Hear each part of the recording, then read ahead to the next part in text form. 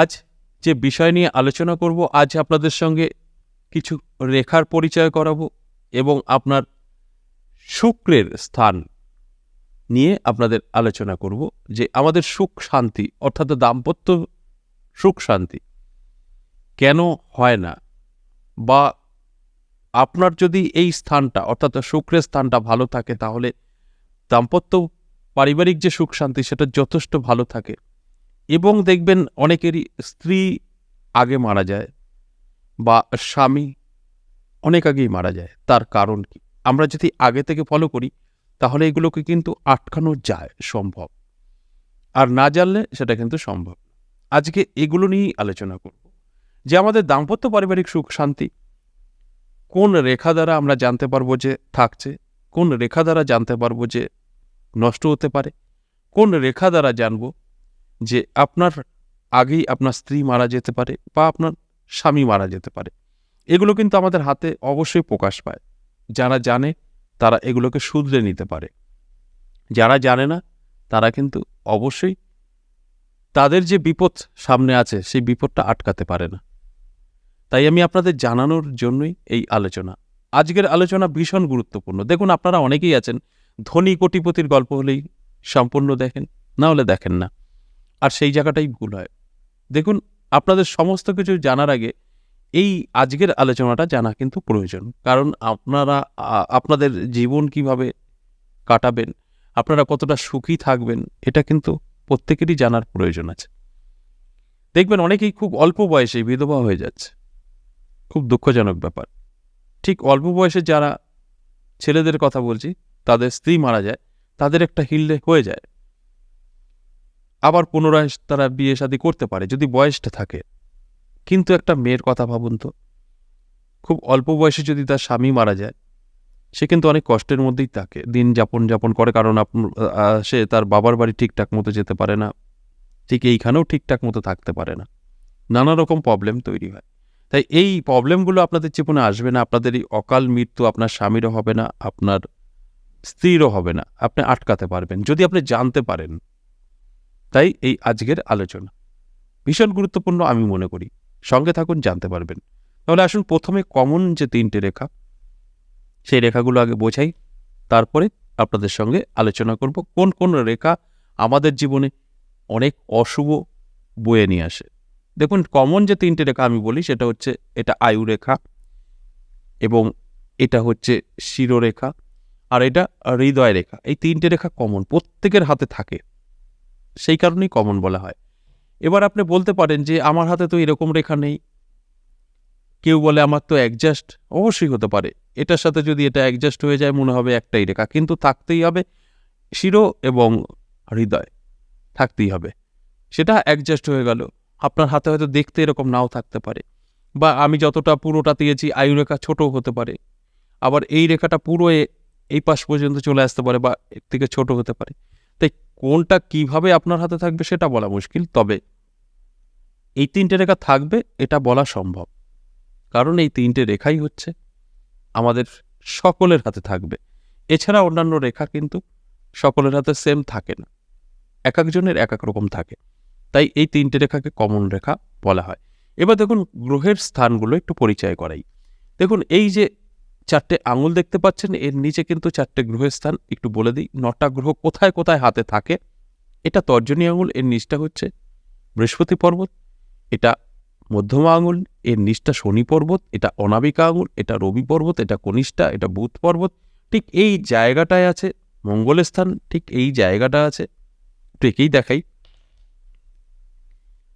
আমি আবারও পুনরায় বলি, এটা হচ্ছে বৃহস্পতি পর্বত, এটা শনি পর্বত, এটা রবি পর্বত, এটা বুধ পর্বত, এটা মঙ্গলের স্থান, এটা চন্দ্রের স্থান, আর এটা হচ্ছে শুক্রের স্থান, আর এটা রাহু। এই মাঝে যেটা বাকি থাকবে এটা কেতু।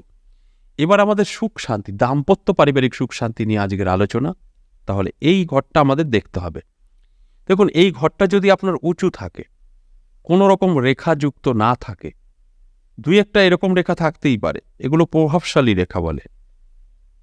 যদি ঠিক এরকম আপনার শুক্রের স্থান হয়ে থাকে, পরিষ্কার পরিচ্ছন্ন, লালচে গোলাপি আভাযুক্ত, এবং তার সাথে কয়েকটা প্রভাবশালী রেখা, এই জাতক বা জাতিকার দাম্পত্য পারিবারিক সুখ শান্তি যথেষ্ট পজিটিভ থাকে, তারা ভীষণ সুখী হয়ে থাকে এবং তাদের জীবনে কোনো রকম স্বামী স্ত্রীর মধ্যে কোনো সমস্যা তৈরি হয় না।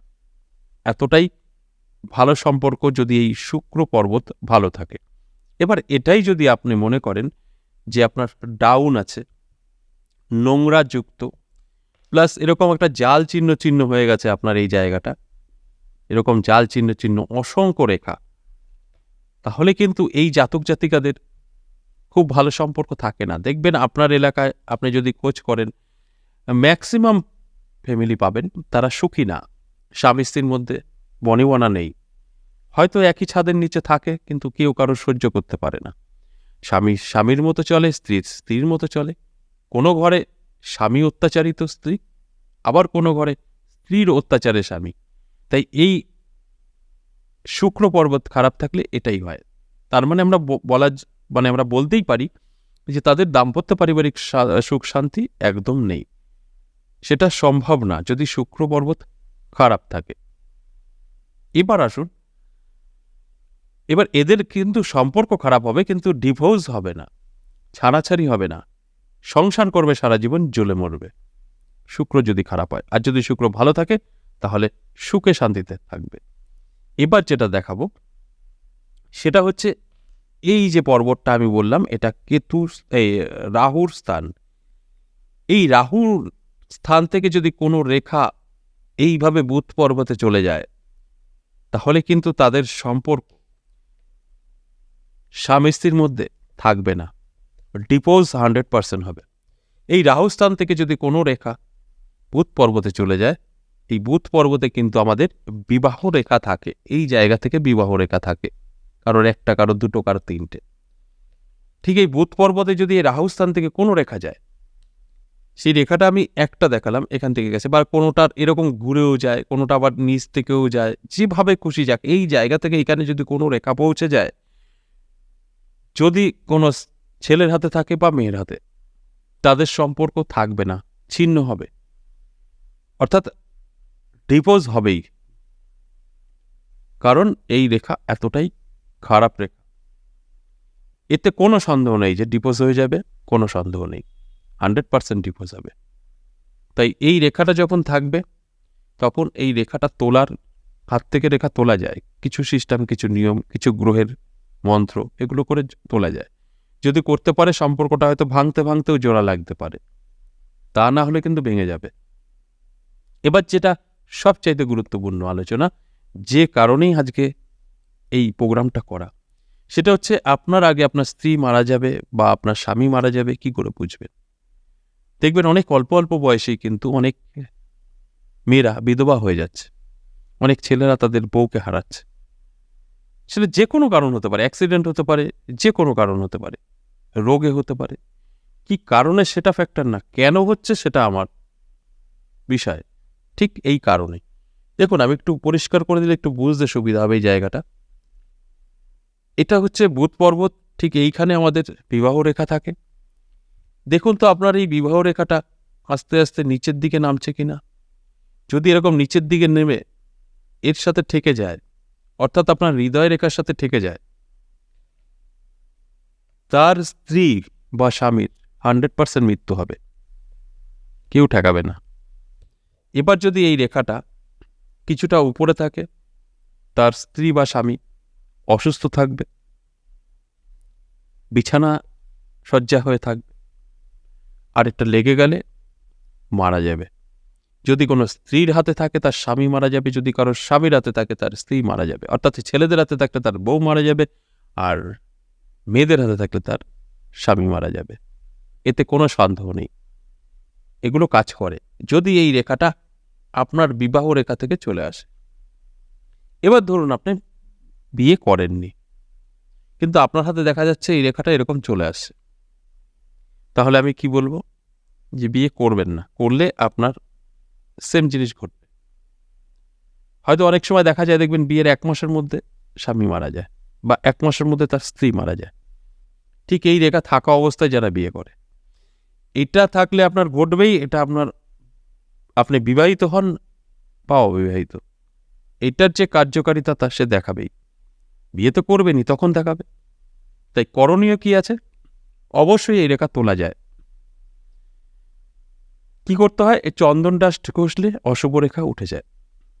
আজকে ঘষবেন কাল উঠে যাবে তা নয়, দীর্ঘদিন ধরে এই জায়গাটা চন্দন ডাস্ট ব্যবহার করতে হয়, ধীরে ধীরে এটা উঠে যায়। যারা অবিবাহিত আছেন তাদের বলবো আগে এটাকে তুলবেন, তারপরে বিয়ে করবেন, না হলে কিন্তু কারোর সর্বনাশ হবে। আর যারা বিয়ে করে ফেলেছেন, এই রেখাটা দেখতে পাচ্ছেন, তারা সঙ্গে সঙ্গে চন্দন ডাস্ট ব্যবহার করুন। যদি না করেন আপনাদের কিন্তু অবশ্যই ক্ষতি হবে। এগুলো কোনো মিস নেই, আমি যেগুলো আলোচনা করি বা দেখাই সব প্রমাণিত, মন গড়া কোনো কথা আপনাদের বলে সময় নষ্ট করার মানসিকতা নেই। তাই যদি বুঝতে পারেন তাহলে যে কথাগুলো বললাম ওগুলো মেনে চলবেন, ভালো থাকবেন। আর না মেনে চললেই কিন্তু ভুল করবেন। মানুষে কিন্তু অজান্তেই অনেক ভুল করে বসে। আর এইগুলো যদি আপনার না জানা থাকে তাহলে আপনার সঙ্গে সেম ঘটবে। আর যখনই জানতে পারবেন তখন কিন্তু আপনি শুধরে নিতে পারবেন। আশা করি বুঝতে পেরেছেন। আজ এ পর্যন্তই, আবারও আসবো নেক্সট ভিডিও নিয়ে। ততক্ষণ ভালো থাকুন।